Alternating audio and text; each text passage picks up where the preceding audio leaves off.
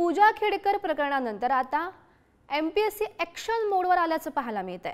दिव्यांगांच्या तात्पुरत्या निवड यादीतील आता उमेदवारांची चौकशी होणार अशी माहिती समोर आली आहे। तर 2022 मधील राज्यसेवा परीक्षेतील तब्बल 8 जणांची आता ही चौकशी होणार आहे। दिव्यांग प्रमाणपत्राचा आधार घेऊन वर्ग 2 ची नोकरी मिळवली 8 उमेदवारांची 29 जुलैला आता ही चौकशी होणार असल्याची माहिती समोर येते आहे।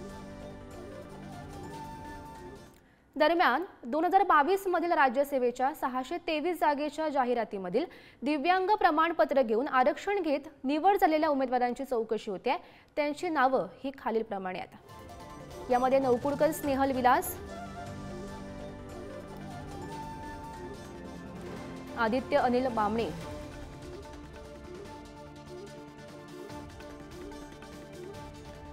मार्कड बाळू दिगंबर,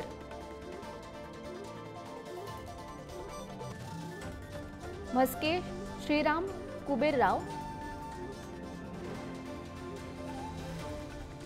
कोकरे पुरुषोत्तम दादासाहेब,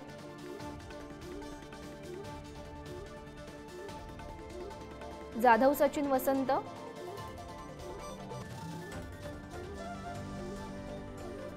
भोपटे मनोज मारुती,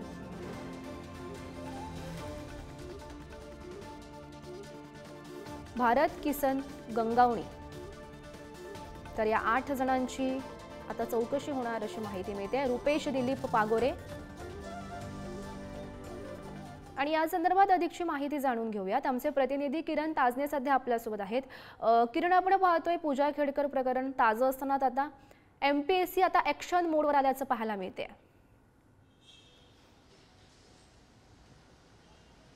गौरी, आपल्याला माहिती आहे की पूजा खेडकर प्रकरणामध्ये बोगस दिव्यांग प्रमाणपत्राचा वापर केल्याचा आरोप आहे आणि त्यांनी त्यानंतर नोकरी मिळवल्याचं या ठिकाणी आरोप आहे। त्या सगळ्या पार्श्वभूमीवर चौकशी केली जाते आणि अशी सर्व परिस्थिती असताना महाराष्ट्रामध्ये देखील अशा स्वरूपाच्या नोकऱ्या मिळवल्याचा आरोप होता, शंका होती आणि त्या सगळ्या पार्श्वभूमीवर आता महाराष्ट्र लोकसेवा आयोग हे ॲक्शन मोडवर आल्याचं आपल्याला दिसून येतं आणि या सगळ्या दरम्यान 2022 मध्ये जी राज्यसेवेची परीक्षा घेण्यात आली होती त्या 623 जागांसाठी जी जाहिरात काढण्यात आलेली होती त्यामध्ये जवळपास 22 उमेदवार हे दिव्यांगांचं आरक्षण घेऊन या ठिकाणी परीक्षा देत होते। मुख्य परीक्षेनंतर जी तात्पुरती निवड यादी झालेली आहे त्यापैकी 8 जणांनी हे दिव्यांग आरक्षण घेतल्याचं त्या ठिकाणी प्रथमदर्शनी दिसून येते आणि त्याच अनुषंगाने त्यांच्या कागदपत्रांची तपासणी करण्यासाठी आणि एकूणच जे दिव्यांग प्रमाणपत्र दिलेले आहे त्याबाबत काही शंका उपस्थित झालेल्या होत्या त्या सगळ्या पार्श्वभूमीवर आता ही पडताळणी केली जाणार आहे।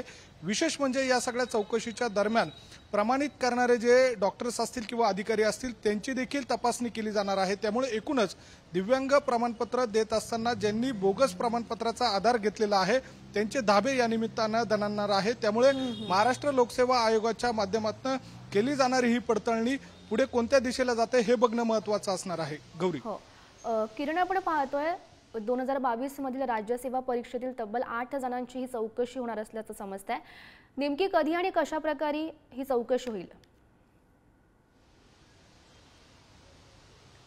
29 जुलै 2024 ला ही चौकशी होणार आहे। साधारणपणे त्याची वेळ देखील निश्चित झालेली आहे। 11 वाजेला ही सगळी पडताळणी सुरू होणार आहे आणि याची यादीच जी आहे ती महाराष्ट्र लोकसेवा आयोगानं परिपत्रकासोबत जोडलेली आहे आणि याबाबतच्या सूचना देखील आता देण्यात आलेल्या आहेत। त्यांच्यासोबतचा जो ईमेलद्वारे असेल किंवा पत्रव्यवहाराद्वारे असेल हा संपर्क महाराष्ट्र लोकसेवा आयोगाच्या माध्यमातून केला गेलेला आहे आणि त्या सगळ्या अनुषंगाने आता पुढील काही दिवसांमध्येच ही पडताळणी होईल। त्याबाबतचं जे बोगस दिव्यांग प्रमाणपत्र आहे की खरं आहे याबाबतची सत्यता पडताळणी केली जाईल आणि त्यानंतर जे कोणी यामध्ये दोषी आढळून येईल त्याच्यावर काय कारवाई केली जाईल हे बघणं महत्त्वाचं असणार आहे। गौरी, नक्कीच किरण, ही चौकशी नेमकी कशा पद्धतीने केली जाते हे पाहणं सुद्धा महत्त्वाचं ठरणार आहे। धन्यवाद दिलेल्या सविस्तर माहितीसाठी।